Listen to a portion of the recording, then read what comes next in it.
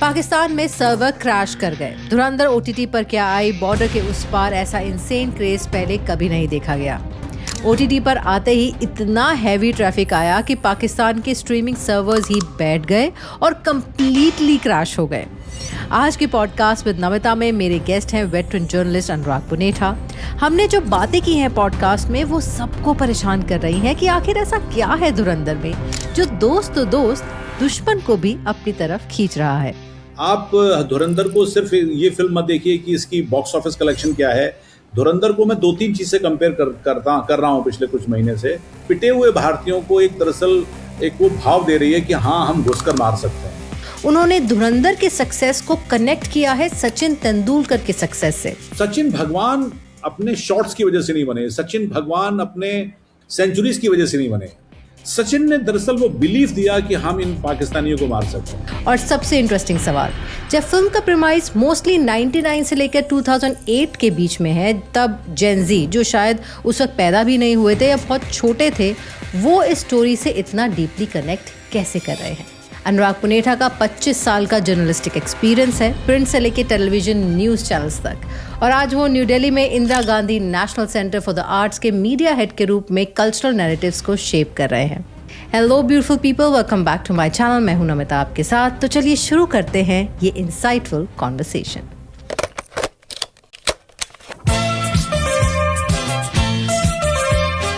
Anurag ji, as a veteran journalist आपको क्या लगता है कि क्यों धुरंधर 1 और 2 दोनों इतनी, एक तो लंबी मूवीज हैं, एक्शन है, वायलेंट एक्शन है, लेकिन फिर भी ऑल ओवर द वर्ल्ड क्यों लोग इसको देखने जा रहे हैं? एक वर्ड आपने बड़ा अच्छा यूज किया था इंग्लिश का, मैं चाहती हूँ आप उससे शुरू कीजिए क्योंकि एक वो जिस्ट है उस चीज की। ये कैथारसिस है हमारा, मतलब ये हमारा एक मतलब साइकोलॉजिकल एक तरह का भाव निकल रहा है। मतलब पिटे हुए पहलवान की, पिटे हुए बॉक्सर की वो पंच है, लेफ्ट हुक है, जो कि अल्टीमेटली उसने बड़े तगड़े पहलवान को मार दिया है। आप धुरंधर को सिर्फ ये फिल्म मत देखिए कि इसकी बॉक्स ऑफिस कलेक्शन क्या है। धुरंधर को मैं 2-3 चीज से कंपेयर कर रहा हूँ पिछले कुछ महीने से। बहुत महंगी फिल्म है जी, बड़ी लंबी फिल्म है, लेकिन ये भारतीयों के, पिटे हुए भारतीयों को एक दरअसल एक वो भाव दे रही है कि हाँ, हम घुसकर मार सकते हैं। ये वो सारी घटनाएं उसमें हैं जो कि हम पिछले 25-30 सालों में देखते रहे हैं। वो पार्लियामेंट अटैक हो, वो हमारे ऊपर तमाम तरह के वो एलिगेशंस हों, हमारे यहाँ की काम करने वाले, यहाँ के जितने भी मिसक्रिएंट्स हैं, टेररिस्ट हैं, वहाँ बैठ के जिस तरह की भाषा वो बोलते रहे हैं। हम लोग जर्नलिज्म में ऐसा सब देखते रहे थे। 2008 का मुंबई अटैक आप तुम देख लो, पार्लियामेंट अटैक आप देख लो। भारतीय ये कहते थे कि ये बड़ी कायराना हरकत है। भारतीय प्रधानमंत्री, विदेश मंत्री, गृह मंत्री का एक बयान आता था कि this is very cowardly act and India will not bow down in front of the terrorism. हम झुकेंगे नहीं, हम लड़ते रहेंगे। लेकिन क्या लड़ते थे, हम कुछ नहीं कर पाए। ये पहली बार ऐसा लग रहा है कि हम घुसकर मार रहे हैं। और वो देखिए, ताली आप देखो कि वो जब रणबीर सिंह मारता है, या फिर मान लीजिए वो सारे के सारे लोग मारे जाते हैं, अननोन हमलावर जैसे जैसे मार रहे हैं। ये सारी भारतीय डोमेन में, भारतीयों के मन में थी। वो पर्दे पर एक सिनेमैटिक अंदाज में पहली बार दिख रही है। अभी तक सिनेमा उतना अच्छा नहीं बन रहा था। और नो डाउट इसके ऊपर ये भी कहना होगा कि फैक्चुअल घटनाओं को बहुत अच्छे से आदित्य धर ने सिनेमैटिक अंदाज में पिरोया है।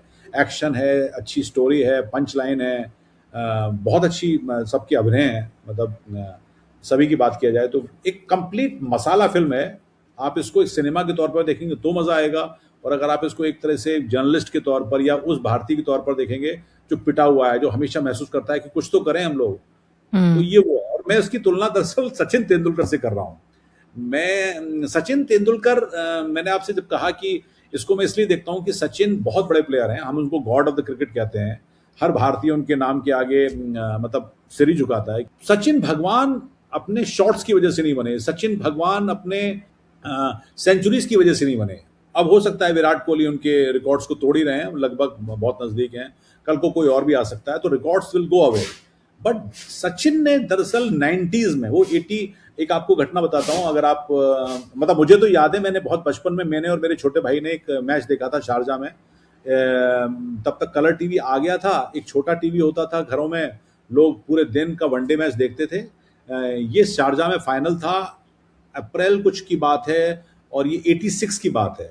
1986 की बात है, और उसमें भारत को आखिरी बॉल में भारत बॉलिंग कर रहा था, 4 रन पाकिस्तान को जीत के लिए बनाने थे और एक बॉल बची थी। एक बॉल थी चेतन शर्मा की, और 99% भारतीय कॉन्फिडेंट थे कि अरे यार ये तो एक बॉल तो निकाल देगा चेतन शर्मा। और चेतन शर्मा बड़े अच्छे बॉलर थे, मीडियम फास्ट बॉलर थे, कपिल देव के बाद बड़े अच्छे करते थे। और वही बॉल पर जावेद मियांदाद ने छक्का मार दिया। ओह। वो जख्म था भारत पर, वो भारत के हर व्यक्ति की आत्मा पर जख्म था। मैं आपको व्यक्तिगत तौर पर बता रहा हूँ कि हम मथुरा में रहते थे, और हम जिस अपने घर में रहते थे वो बिल्कुल ग्राउंड फ्लोर पे था। हम दोनों भाई ने जैसे ही छक्का हुआ और वो चिल्लाना शुरू किया, जावेद मियांदाद की दौड़ वोड़ सब दिखाई देती है, पाकिस्तानी पागल हो गए और पूरा भारतीय स्टैंड एकदम सन्नाटे में आ गया। हम दोनों भाई उठे और छत पे जाके चुपचाप बैठ गए। हम 1 घंटे तक हमने दोनों से आपस में बात नहीं करी थी। ये वो एक पूरे की पूरी हमारी साइकी पर जख्म था कि यार ये कैसे हो सकता है। And 86 onwards, entire 90s, India को अगर आप आज भी गूगल करेंगे, अगर आप आज की पुरानी मैगजीन को उठा के देखेंगे या किसी भी पुराने प्लेयर की आप बाइट सुनिए, उसमें कपिल देव थे, अजहरुद्दीन भी थे, रवि शास्त्री थे, नवजोत सिंह सिद्धू से आप पूछिए, हर भारतीय प्लेयर को जाकर वहां शारजा में 70% के आसपास इंडियन ऑडियंस होती थी। और इंडियन ऑडियंस आके उनसे मिलने आती थी किसी प्लेयर से, तो ये कहती थी कि प्लीज आप किसी से भी हार जाइए, पाकिस्तानियों से मत हारिएगा।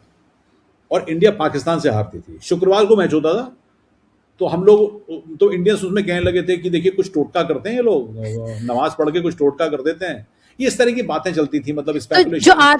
आजकल जो पाकिस्तानी कह रहे हैं, जो कि पंडित बिठा देते हैं, बॉल में चिप लगा देते हैं, वो सब हम तो ये करते सारी थे बातें पहले। इंडियंस करते थे, क्योंकि हम जिंक्स हो गए थे। शारजा मींस इंडिया का जिंक्स, शारजा मींस फ्राइडे को पाकिस्तान के साथ मैच, शारजा मींस पाकिस्तान के साथ भारत की हार, ये एक तय होता था। 90 मतलब 89 में सचिन तेंदुलकर आए थे, और 90s ऑनवर्ड आप मानो 91 92 के आसपास। और फिर एक लड़का आता है और वो धीमे धीमे पाकिस्तान से पंगे लेता है। उस समय वकार यूनिस है पाकिस्तान में, उस समय वसीम अकरम है, उस समय इमरान खान भी हैं, उस समय बाकी के बहुत आकिब जावेद टाइप के बहुत से प्लेयर थे। उस समय आपके पाकिस्तान के कुछ अच्छे खासे स्पिनर थे, अब्दुल कादिर जैसे स्पिनर हैं। 92 में पाकिस्तान वर्ल्ड कप जीत के आता है, तो और ज्यादा पाकिस्तान गुमान में है। ऐसे में एक लड़का आता है, और सचिन तेंदुलकर ने, मेरी नजर में आज भी मैं इस दावे के साथ कहता हूं, सचिन तेंदुलकर ने सिर्फ शॉट नहीं मारे थे। सचिन तेंदुलकर 5 फीट 5 इंच का एक हाइट का आदमी, मतलब हम एक नॉर्मल स्टैंडर्ड से छोटा आदमी, वो स्टेप आउट होता था, मतलब वो 2 कदम बाहर निकल के छक्के मारता था, चौके मारता था। भारतीयों को लगता था ये यार ये है हमारा प्लेयर। आप किसी भी अपने घर में आज भी किसी से पूछिए, सचिन आउट टीवी बंद, सचिन आउट स्टेडियम से लोग उठ के चले जाते थे। सचिन ने दरअसल वो बिलीफ दिया कि हम इन पाकिस्तानियों को मार सकते हैं, हम शेन वॉर्न को मार सकते हैं, हम मैकग्रा को मार सकते हैं, ऑस्ट्रेलिया को। मैकग्रा के साथ तो मैकग्रा और शेन वॉर्न के साथ तो लेजेंडरी बैटल है शारजा में। सेम वकार यूनिस और ये जो जितने भी पाकिस्तानी हैं। सचिन, एक मैच और है जिसके बारे में तमाम तरह के स्पेकुलेशन है। आप गॉसिप मैगजीन में जाइए, जर्नलिस्टों से बात करिए, जिसमें अजहर के ऊपर ये एलिगेशन आया था कि अजहर ने वहां पर एक मैच में कुछ बुकीज के साथ कुछ फिक्सिंग करी थी, और ये बात सचिन को पता चली थी। और ये तब कहा जाता है कि सचिन ने कहा था कि आज इंडिया, सचिन को पता चला था कि इंडिया मैच हार जाएगा, तो सचिन ने मजाक में शायद उससे कहा था कि तुम भी जाओ लगा दो पैसे, और अब इंडिया की जीत पे लगा दो पैसे। और सचिन ने अपने दम पर भारत को जिताया था, जिसमें कहते हैं कि बहुत बुकीज को बहुत नुकसान हुआ था। उसमें दाऊद का नाम भी आता है कि दाऊद ने बहुत पैसे भारत की हार पे लगाए थे। ये स्पेकुलेशन है, इसकी बात नहीं है। लेकिन शारजा मींस इंडिया जिंक्स है, इंडिया हारेगा, इंडिया पिटेगा। हम बहुत निराश होते थे भारतीय। सचिन ने दरअसल वो बिलीव दिया कि नहीं हम मार सकते हैं। सचिन को लोग इसलिए प्यार करते थे, मतलब सचिन के जो नारे लगते थे स्टेडियम में, वो सचिन की इसी वजह से लगते थे। उसके शॉट्स की वजह से नहीं थे कि वो बहुत अच्छा क्लासिक, उससे अच्छा कहते थे कि technically Sanjay Manjrekar is far more technically brilliant batsman. लेकिन सचिन ने जो काम कर दिया वैसा काम वो नहीं कर पाए। सेम धुरंधर है। धुरंधर ने दरअसल एक आप और मूवी देखी है हॉलीवुड की है, वो इनग्लोरियस बास्टर्ड, जो कि ब्रैड पिट की मूवी है। और ब्रैड पिट की मूवी को भी दरअसल उसमें दिखाया गया है कि वो मतलब यूएस स्पाई हैं, और वो जा रहे हैं जर्मनी में, और जर्मनी में जाकर वो एक सिनेमा हॉल में हिटलर को मारते हैं। फैक्चुअली ठीक नहीं है, हिटलर किसी सिनेमा हॉल में नहीं मरा, लेकिन उन्होंने सिनेमेटिक क्वारंटिनोस के जो डायरेक्टर उन्होंने लिबर्टी ली कि नहीं, मैं मारना चाहता था इसको सिनेमा में ऐसे आदमी को, तो उन्होंने ली और वो फिल्म अच्छी मानी जाती है। कुछ हो सकता है कि इसमें सिनेमैटिक लिबर्टी ली हो डायरेक्टर ने, लेकिन ये सब पब्लिक डोमेन में है, चाहे वो अननोन गनमैन की बात हो, चाहे वो 26/11 के हमलों में आईएसआई के मेजर इकबाल की बातें हों, बल्कि अभी मुझे पता चला, मैं और संभवतः शायद आप भी उसी चैनल में थी, सहारा में बेनज़ीर भुट्टो की हत्या हुई थी। बेनज़ीर भुट्टो आफ्टर एक्साइल कई सालों के निर्वासन के बाद में पाकिस्तान लौटी थी। तो मुझे आज भी याद है कि मैं एंकरिंग कर रहा था और अचानक ये हुआ कि वो कराची एयरपोर्ट पर उतरी और कराची एयरपोर्ट में मैसिव क्राउड था उनका स्वागत के लिए, और उनका काफिला चलता है और अचानक लाइव फुटेज में आती है बम धमाके की आवाज़, कि फिर वो वहाँ का रिपोर्टर को चिल्लाता है पाकिस्तान का कि इतने वो बम, बहुत बड़ा बम धमाका हुआ है। और हमने चूंकि पाकिस्तानी टीवी चैनल्स काटे हुए थे इंडियन चैनल्स ने, तो पता लगा 150 के आसपास आदमी मरे थे। विद इन 10-15 मिनट्स एक और धमाका होता है। अब जाके पता चला था कि उस समय बेनज़ीर को सुरक्षा देने के लिए, बेनज़ीर को एयरपोर्ट से उनके घर तक लाने की जिम्मेदारी रहमान बलोच की थी। Rahman Baloch was driving Benazir's car, जिसको दिखाया कि अक्षय खन्ना है और वो पता नहीं कौन सी भाषा में डांस करते हैं जो बड़ा वायरल हो रहा है। जो डांस करते हैं वो बहरीन का गाना है। तो ये सारी बातें सबको पता थी, लेकिन किसी ने कहानी में नहीं परोया था। और man love stories, we don't love factual story. मैं आपको बता रहा हूँ ये किसी को पसंद नहीं है, लेकिन यही अगर मैं सिनेमेटिक अंदाज में धुरंधर में देखेंगे तो सबको कहानी पसंद आती है। ओवरऑल ह्यूमन काइंड जो है वो स्टोरीज को पसंद करता है। हम कहानियां सुनते हैं बचपन से, और ये बहुत बेहतरीन कहानी धुरंधर में है, जिसमें एंटरटेनमेंट पूरा है, गाना है, डायलॉग है, एक्शन है। तो मुझे लगता है कि ये वही एक साइकी है, वो ये कैथारसिस पॉइंट है, वो एक हमारा मेल्टिंग पॉइंट है जो कि इंडियंस देख रहे हैं और पैसा खर्च कर रहे हैं बावजूद लॉन्ग फिल्म के या फिर सारी कंप्लेंट के। तो वो आई थिंक आप जो कहना चाह रहे हो कि हमारा रिवेंज हमें मिल रहा है, लेकिन while watching an entertaining movie, eating popcorns in an AC theater। मतलब हमें वो चीज़ें एक तो समझ में आ रही हूँ कि कई कैरेक्टर्स का तो रियल नाम यूज़ किया गया है, रियल डेट्स हैं, रियल इंसिडेंसेस हैं, तो ह्यूमन जो ब्रेन है वो ये कंप्यूट कर रहा है कि सब कुछ रियल हो रहा है। और हो सकता है कुछ कुछ क्रिएटिव लिबर्टीज ली गई हो, लेकिन जैसे आप ध्रुव राठी का अगर वीडियो देखो तो एक बहुत सिली बात ध्रुव राठी ने बोली थी कि मेजर इकबाल जो है वो तो 2011 में मर गया था, तो वो 2023 में कैसे अतीक अहमद को मरते हुए देख रहा है टीवी पर, जब 2023 में, जबकि वो खुद 2011 में मर चुका है। तो इट्स नॉट एन डॉक्यूमेंट्री, ये तो एक मूवी है और आगे पीछे टाइमलाइन चल रही है। ये भी कई क्रिटिक्स कह रहे थे कि कोई बुढ़ा ही नहीं हुआ है, इतना टाइम बीत गया, सब एक जैसे दिख रहे हैं, लेकिन इंसान तो एंटरटेन हो रहा है ना, हम लोग तो एंटरटेन हो रहे हैं और हमें वो रिवेंज मिल रहा है, और एट द सेम टाइम हमें ये पता है कि ये सब रियल में हुआ है। बिल्कुल बिल्कुल। तो ये जो, अगर मैं इसके डिटेलिंग की बात करूं, आजकल ये पीक डिटेलिंग की बात चल रही है कि आदित्य धर ने बड़ी पीक डिटेलिंग की है, तो ये जो सारी रिसर्च धुरंधर की हुई है, आपको लगता है कि, और ये बोला गया है कि it's a propaganda movie, do you think it is supported by the government in terms of, if not in terms of money, in terms of research, in terms off peak detailing? देखिए, अगर मैं आपकी बात को सच भी मानूं, और जो ये बात जो लोग कह रहे हैं कि गवर्नमेंट सपोर्टेड है, बीजेपी ने सपोर्ट किया है, तो क्या वो आपके और मेरे कनपट्टी पे किसी ने बंदूक रखी थी कि जाके देख कर आओ? हम 2-2 हज़ार रुपए खर्च करके आए हैं। मेरी बेटी 2 दफ़े देख आई है, अभी भी कहती है पापा एक दफ़े और चलें क्या? तो क्या हमें कोई फोर्स कर रहा है? गवर्नमेंट ने कोई फोन करके बोला है कि आप जाके देखिए आइए? We are loving the movie, हमको अच्छा लग रहा है। हमको इस पर एक चीज़ और अच्छी लग रही है कि हाँ यार, ये सारी घटनाएं तो हम देखते आए हैं। मतलब अभी मैं एक सीनियर जर्नलिस्ट हैं ANI की, स्मिता प्रकाश, और वो उनका एक अभी इंटरव्यू मैंने देखा कुछ दिन पहले। उन्होंने कहा कि मैं जब पाकिस्तान गई थी तो एक जगह हम लोग बैठे हुए थे, तो वहाँ से NDTV का लाइव चल रहा था, और NDTV का लाइव दरअसल वहाँ के फॉरेन मिनिस्टर के घर के किसी कंपाउंड के ऊपर से चल रहा था। तो वो वहाँ दिखा रहे थे कि बेटा, लेकिन सीधे उसी कंपाउंड के अंदर JKLF का टेंट लगा हुआ था। उन्होंने कैमरा घुमाया नहीं वहां पर, जबकि हम सबको पता था कि यार ये JKLF का टेंट मंत्री के बंगले में क्या कर रहा है। पाकिस्तानी मंत्री के बंगले में क्या कर रहा है, but hmm. NDTV didn't have the gall to मतलब टर्न ऑन द कैमरा, मतलब एटलीस्ट पैन कर लेते, वो नहीं था उनके पास में। तो ये सारी बातें हम धीमे धीमे आने लगी। हुआ क्या है नमिता कि सोशल मीडिया ने सब चीज को बड़ी थ्रेडबेयर तरीके से सामने रख दिया है। अगर मैं ये हम्म। भी कहता हूं कि हाँ ये एक प्रोपेगेंडा मूवी है, तो भाई कौन पसंद क्यों किया कर रहे हैं लोग, क्यों सारे के सारे भारतीय पसंद कर रहे हैं इसको, मतलब वो चाहे इंडिया में रह रहे हो या यूएस में रह रहे हो। यूएस के आंकड़े तो आप बेहतर बताएंगी कि यहाँ पर क्या इंडियंस के फील कर रहे हैं, but we are loving the movie only because we know the fact कि हमको परेशान किया गया।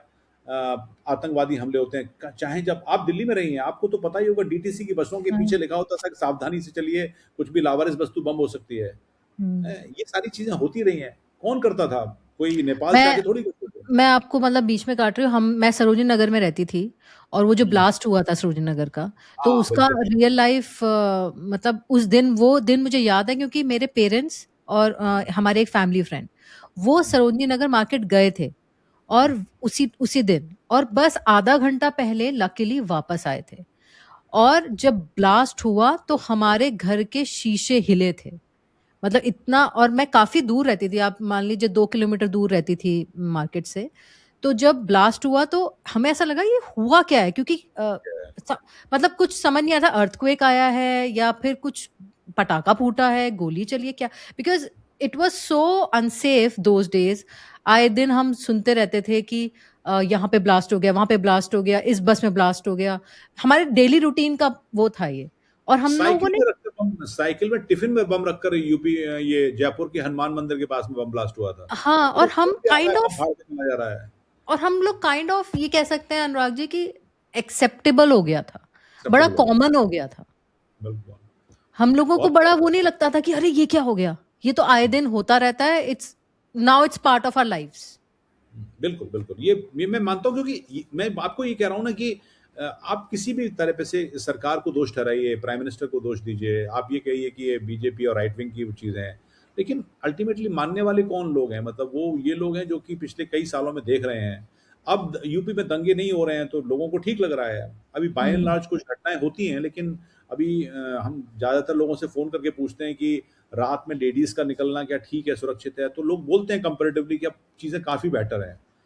तो अब ये भी प्रोपेगेंडा है, अगर इसको भी माना जाए कि प्रोपेगेंडा है तो फिर तो भगवान ही मालिक है।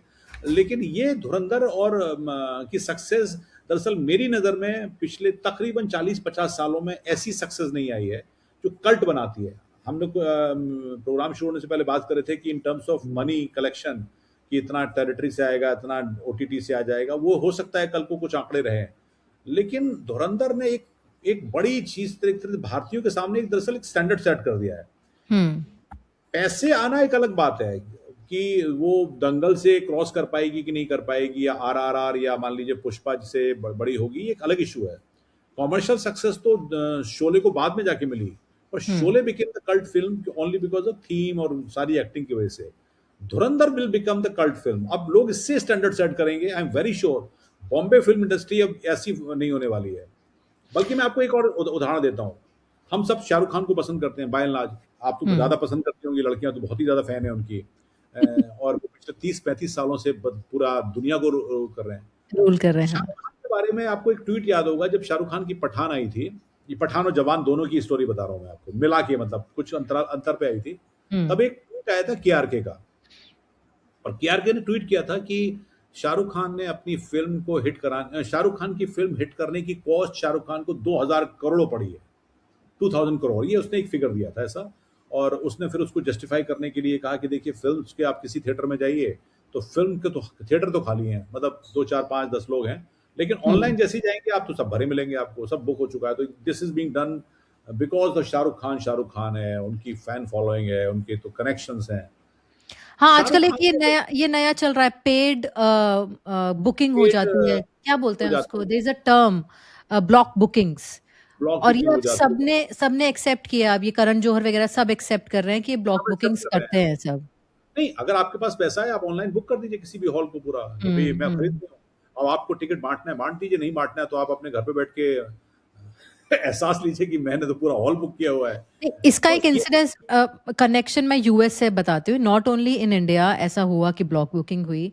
मुझे एक इवेंट को कवर करने के लिए बुलाया गया और उसमें पूरा हॉल बुक किया एक इंसान ने यहाँ पर, जिसमें पठान दिखाई जा रही थी। तो he called like the whole Indian American community, बहुत बड़ा हॉल था, फ्री में टिकट, फ्री में खाना, आप आइए, और शर्त बस ये थी कि आपको वहां जाकर वो जो स्क्रीन है, जब झूमे जो पठान गाना आएगा तब आके डांस करना है। तो सबको बुला रहे हैं, आओ आओ आओ, डांस करो, रीले बन रही है, सब कुछ कर रहा है। तो it was all manufactured, artificial. वो दिख रहा था कि ये, मैं आपको और उसकी दूसरी बात बताने जा रहा हूँ। शाहरुख खान ने मैनेज कर लिया। शाहरुख खान इस लड़ाई में, जबकि देश का एक बड़ा वर्ग उस दौरान एक हैशटैग चलता था, मुझे मुझे अगर मैं सही से याद कर रहा हूँ तो बॉयकॉट बॉलीवुड, हाँ, ये चलता था, और शाहरुख खान की फिल्म का बायकॉट करिए, ऐसा ट्रेंड चलता था। शाहरुख खान का एक इंटरव्यू वायरल हुआ था जिसमें वो थोड़ी सी रफ लैंग्वेज में बता रहे थे कि अरे यार ऐसा बोल रहा है, मैं भी करके दिखाऊंगा, और शाहरुख खान ने उस लड़ाई को जीत लिया था। लेकिन शाहरुख खान उस लड़ाई को जीतने के बाद भी मेरी नजर में Shahrukh Khan is the loser, क्योंकि हार गए शाहरुख वो, खान हाँ। आपको एक बड़ी सेगमेंट को, मतलब उस समय क्या कह रहे थे लोग बात कि यार अभी आप ये पठान और इस टाइप की मूवी मत बनाओ, ये सेंटिमेंट्स में हमारे नहीं जा रही है, आप शाहरुख खान हो, आपको लोग इतना पसंद करते हैं, मतलब डीडीएलजे से लेकर चकदे तक शाहरुख खान को सबने इस देश ने इतना आंखों पे उठाया। Shahrukh Khan probably won the ये क्या नंबर बोलते गेम। हैं, परसेप्शन नंबर्स पे, लेकिन Shahrukh Khan lost his biggest territory. वो जो उनको एक पसंद करने वाला एक आम भारतीय था, उसके मन में भी खटास आई थी कि अच्छा तुम अपने लोगों से पंगा ले रहे हो। वो शाहरुख खान का वो डायलॉग है ना, हार के जीतने वाले को बाजीगर कहते हैं, ये उल्टा हुआ है, जीत के उल्टा हुआ है, हारने वाले जीत को के हारने वाले को शाहरुख अब खान शाहरुख खान कहते हैं। कहते हैं। अब फिर शाहरुख खान की अभी तक फिल्में उसके बाद हम तो नहीं देख रहे हैं कि बहुत बड़ी है। अच्छा, आप एक और इंटरेस्टिंग बात देखिए, आमिर खान, शाहरुख खान, सलमान खान, क्यों नहीं, करण जौहर तो घर के आदमी है ना, फिर एक बिग अनाउंसमेंट कर दें कि मैं 500 करोड़ की मूवी शाहरुख खान के साथ बना रहा हूँ। क्यों नहीं ऐसी ये सलमान खान के साथ में कोई चुलबुल पांडे वाली मूवी क्यों नहीं आ रही है? आमिर खान ने तो कह ही दिया है शायद मैं एक्टिंग अब नहीं करूंगा कुछ अगले कुछ सालों तक। तो ये इम्पैक्ट है जो कि एक भारत को दिखाई दे रहा है और लोगों को समझ में आने लगा है, all because of internet, all because of social media, that we are talking, we are saying कि नहीं नहीं, आप आपकी बात से हम हर्ट हैं। और अल्टीमेटली ये बड़ा बड़ा मतलब जिसे कहते हैं ट्रस्ट का बिजनेस है। अगर किसी को चाहती है कोई जनता तो फिर पागलों की तरह चाहती है, फिर उसकी किसी भी बात पर, और जब हर्ट होती है तो फिर वो फिर अलग तरह का। तो ये समय एक अजीब तरह है। तो आपको लगता है अनुराग जी कि ये एक फेज चल रहा है, जैसे हर बॉलीवुड में देखा गया है कि फेजेस आते हैं एक तरह की मूवीज के।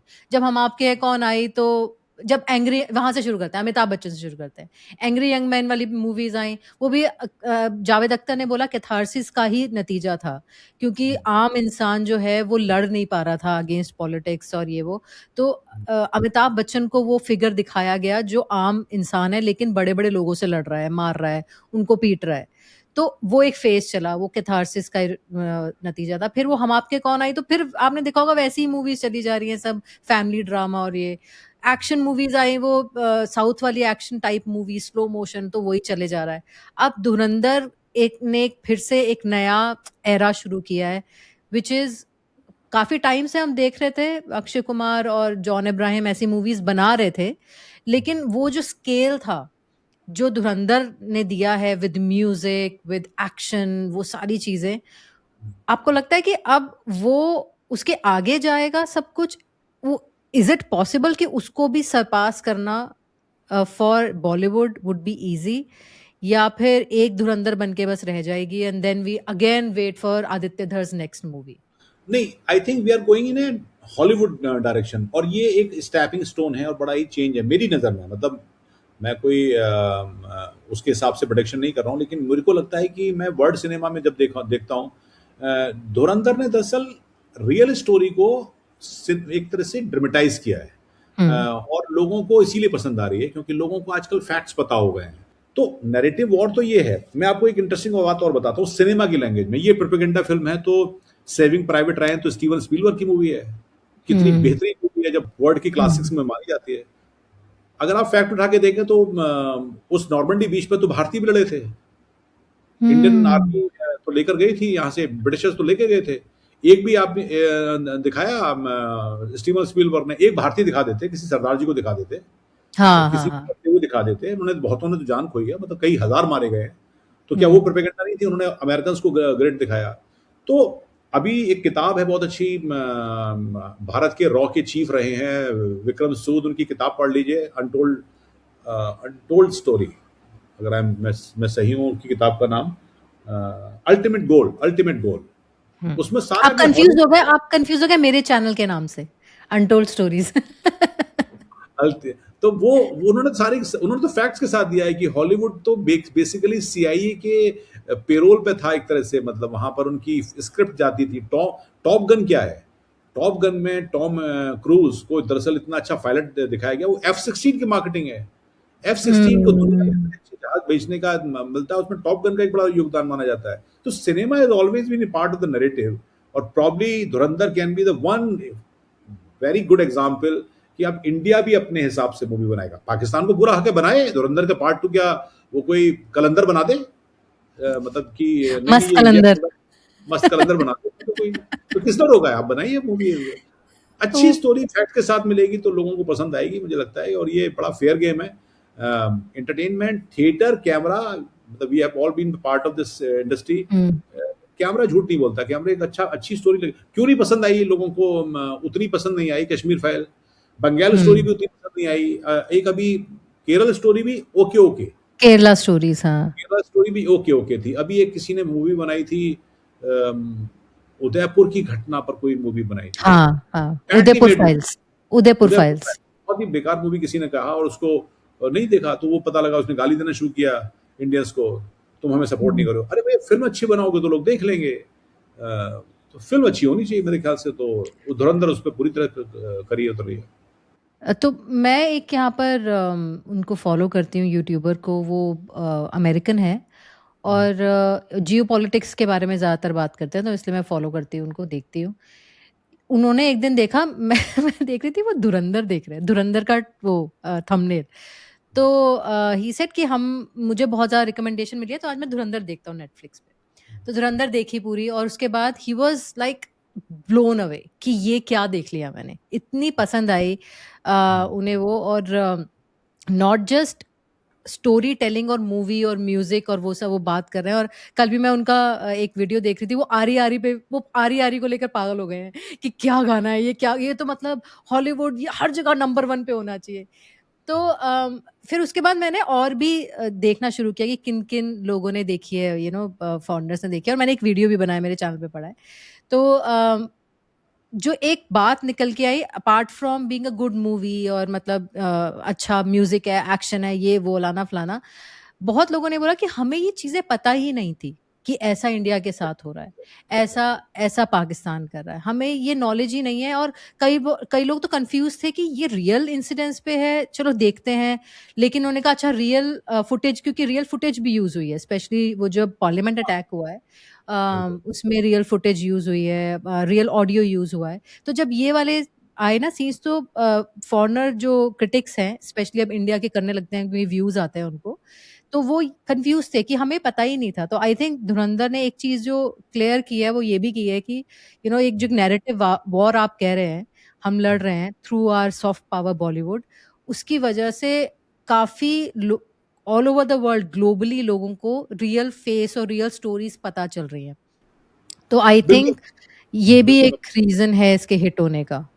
एक और चीज अभी जो लोग कहने लगे हैं, और उसको मैं मानता हूं, कि इंडिया के पार्टीशन के बाद इंडिया का 60s, मतलब 50s ऑनवर्ड थोड़ा बहुत मानते हैं, लेकिन 60 ऑनवर्ड्स तो कहते हैं जी गोल्डन पीरियड है। राज कपूर, दिलीप कुमार, देवानंद का दौर है। उसके बाद फिर ये सुनील दत्त, राजेंद्र कुमार, इस धर्मेंद्र, इस तरह के कलाकार आते हैं, शशि कपूर आते हैं। फिर 70s में अमिताभ बच्चन आ जाते हैं, राजेश खन्ना आ जाते हैं साहब। लेकिन आप सोचो कि 47 में इंडिया में आफ्टर 45 का जो 45 का जो पीरियड है, दुनिया में सबसे ज्यादा मैसेकर का पीरियड है। तकरीबन शायद 2-3 करोड़ लोग मारे गए थे उसमें। वर्ल्ड वॉर चल रही थी, फिर उसके बाद हिटलर ने 60 लाख ज्यूज को मार दिया। इंडिया का पार्टीशन हुआ तो एक ऑफिशियल अनऑफिशियल फिगर है कि 20-22 लाख लोग मारे गए, और तकरीबन 2 करोड़ लोग इसमें डिस्प्लेस हुए थे, इधर से उधर भागे थे, हुआ था। हमारे पास कितनी मूवी है, मतलब आप ज्यूस को उठा के देख लीजिए या अमेरिकन को उठा के देख लीजिए, उन्होंने होलोकास्ट पर ज्यूस की किलिंग पर, नाजीज की किलिंग पर कितनी मूवी बनाई है, मतलब क्लासिक्स हैं। शिंडलर्स लिस्ट उसमें बहुत क्लासिक मूवी मानी जाती है। सेविंग प्राइवेट रायन से लेकर आपको मिल जाएगी। हमने मूवी नहीं बनाई, हमने म्यूजिक पे गए, हम लोग ने सामाजिक जो चेतना बनाई। तो सिनेमा ने दरअसल एक तरह से जख्मों को भुलाने का काम भी किया। हम्म। राइटली सो, मैं उसमें उसमें नहीं जाता कि हो सकता है उस समय बहुत ही वुंडेड सिविलाइजेशन थी हमारी, लोग पिट के आए थे, रिलीजियस लाइन पर बहुत ज़्यादा लोग बटे हुए थे, हिंदू मुसलमानों से नफरत करते थे, हिंदू सिख इधर थे, उधर मुसलमान थे। भारत में बहुत से मुस्लिम फैमिलीज थी जो कि ठीक थी, लेकिन उनको भी सामना करना पड़ा होगा। सेम पाकिस्तान में होता होगा।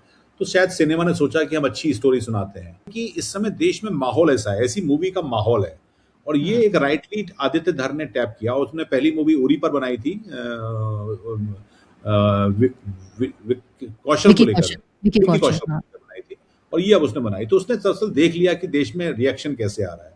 आप हम्म। इसको प्रोपेगेंडा गवर्नमेंट का कह सकते हैं, मैं मान, हो सकता है कि गवर्नमेंट ने इसमें फेलिसिटेट कराया हो डायरेक्टली इनडायरेक्टली, ये एक अलग इशू है। लेकिन जनता अगर पसंद कर रही है तो इस समय माहौल देखकर भी लोगों ने हम्म। देखा, जो कि शायद नहीं मिला था। और ये एक स्टेपिंग स्टोन बन सकता है आने वाले समय में, क्योंकि अब फैक्चुअल मूवी करेंगे। अब मतलब अगर कल को सडनली आप देखिए कि इसका जस्ट कंपैरिजन देखिए, मैं हूं ना आई थी शाहरुख खान की, उसका विलन कौन था? सुनील शेट्टी। सुनील हम्म। शेट्टी कौन है उसमें? सुनील शेट्टी एक भारतीय सैनिक है, मतलब भारतीय मेजर है शायद, मेजर, मेजर, हाँ। मेजर है।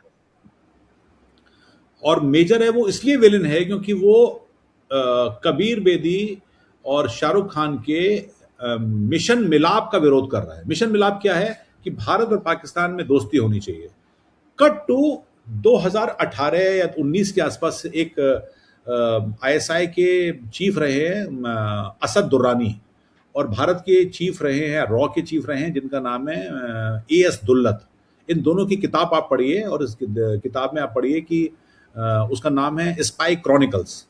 स्पाई क्रॉनिकल्स, आईएसआई और रॉ के चीफ मिल रहे हैं सिंगापुर में कहीं किसी कैफे में, और एक जर्नलिस्ट है मिस्टर सिन्हा उनके साथ मिल रहे हैं, और उन्होंने बैठ के उसको बातचीत को दिया है, और सिन्हा ने किताब लिखी है। तो वो कहते हैं, दुर्रानी साहब की एक बड़ी अच्छी उसमें कोट है कि spooking takes place at the time of peace. जब शांति होती है तो जासूसी सबसे ज्यादा होती है। अब आप आइए हम्म। 2011 में, जबकि भारत और पाकिस्तान के बीच में मोहाली में वर्ल्ड कप का मैच होता है। भारत में मनमोहन सिंह की सरकार होती है, और वो कहते हैं बहुत अच्छी बात है, और मुशर्रफ साहब शायद आके देखना चाहते हैं मैच को, और बड़ा अच्छा है जी, अब तो भारत पाकिस्तान में होना चाहिए, अमन की आशा चलेगी। और 5,000 वीज़ा ओपन करती है इंडियन गवर्नमेंट, और पाकिस्तानी आते हैं मोहाली, मतलब बाघा हम्म। बॉर्डर से भी आ सकते हैं, और वो आए और हम्म। मैच देखा। शायद, मेरे को एग्जैक्ट फिगर नहीं है, अगर आप गूगल करेंगे तो मिल जाएगा, majority of the tourist disappear हो गए इंडिया में। मैच हाँ। देखने के बाद पता ही नहीं चला। किसी ने पूछा कि वो कहाँ थे, क्यों डिसअपियर हो गए? भारत कोई सिएटल है, अमेरिका है, न्यूयॉर्क है, कि भाई हम्म। वीजा मिल गया तो हम यहाँ पे से, ठीक है पाकिस्तान से बेहतर है हम लोग, हमारे यहाँ हमारा रुपये बेहतर है, लेकिन वो गायब हो गए। और उस समय रिपोर्ट गई थी कि भाई ये लोग गायब हो गए, ये कौन है? आईएसआई के लोग आए होंगे, किसी किसी मिशन पे आए होंगे, ये ऐसा स्पेकुलेशन कहा जाता है। तो इस सब की बात नहीं है। तो मैं हूं ना का जमाना वो था कि जब हम मिलन की बात करते थे, अमन की आशा कैंपेन चलता था। मानते थे, हम लोग मानते थे, शाहरुख खान के दीवाने थे, तो हमने उसको बिल्कुल मान भी जस्टिफाई लिया था। मान भी लिया था कि हाँ भाई होना हाँ। चाहिए, लेकिन फिर बम फट जाता था, तो फिर कहते थे हाँ। कि ये क्या है। तो एक वो क्या कैंपेन नहीं था, वो प्रो पाकिस्तानी हम्म। कैंपेन पूरी इंडियन इंडस्ट्री नहीं कर रही थी। अरे भाई आपको दुश्मन की पहचान तो होनी चाहिए, मतलब आप चाइना के संग बना लेते कि हिंदी चीनी भाई भाई पे बना लेते, हम्म। नेपाल पे बना लेते, श्रीलंका पे बना लेते, अमेरिकन पे बना लेते, रशियंस पे बना लेते। पाकिस्तान के प्रति जो प्यार था वो शायद ओवरडोज हो गया था, और धुरंधर ने दरअसल उस ओवरडोज को, शुगर को कम कर दिया है। आपको लगता है टाइमिंग भी थोड़ी अच्छी रही? ऑपरेशन सिंदूर हुआ उसके बाद मतलब लोगों के अंदर जो हाँ, गुस्सा एकदम पीक पे था कि ये क्या हो रहा है, और दरअसल टाइमिंग जंगल इतनी अच्छी हुई।